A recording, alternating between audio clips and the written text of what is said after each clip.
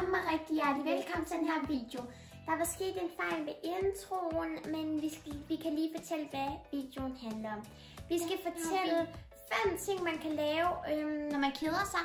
Det har taget lidt lang tid, når vi har lavet videoerne, fordi at vi ikke kunne huske koden, men vi begynder at lave mange flere videoer. Første ting, man kan lave, når man keder sig, det er, at man kan lave kreative ting. For eksempel, jeg har lavet den her lille bitte snemand her. Den synes jeg er meget flot. Det var meningen, det skulle have været... nej, det var ikke den, der skulle have været en kat. Fordi det ligner jo ikke rigtig en kat. Men ja. Her har jeg for eksempel vores kreative bord. Jeg har lavet sådan her pige.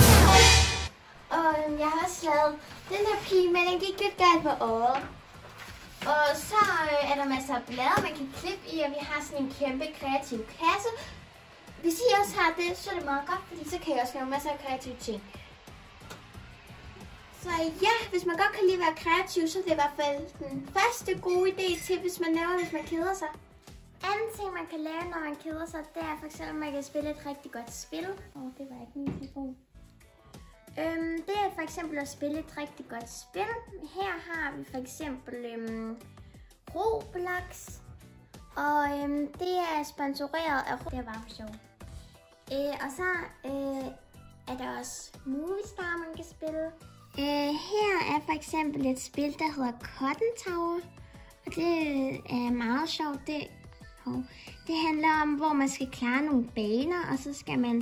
det er sådan lidt ligesom en obby. Hvis I ikke ved, hvad en obby er, så handler det om, man skal... dem her må man for eksempel ikke røre, ellers så mister man liv deroppe i toppen.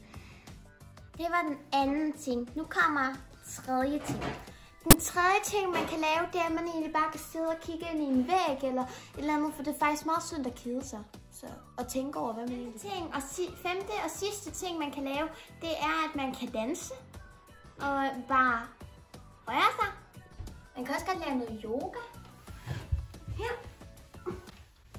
Og gymnastik, hvis man godt kan lide at gøre gymnastik. Det var alt for den her video. Jeg håber, at I vil give det et kæmpe stort like, og så subscribe, hvis I vil have flere af sådan nogle her videoer. Hvad man for eksempel 5 ting, hvad man kan lave, når man...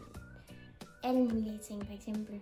Alle mulige 5 ting, man kan lave, hvis det er sommer. 5 eller 10 eller sådan noget. Sådan, hvis I vil have flere af de her videoer, hvor man siger, hvad vi laver, eller hvad man kan lave, når man keder sig, så skal I give et kæmpe stort like og subscribe, og så ses vi egentlig bare i vores næste video. Hej hej!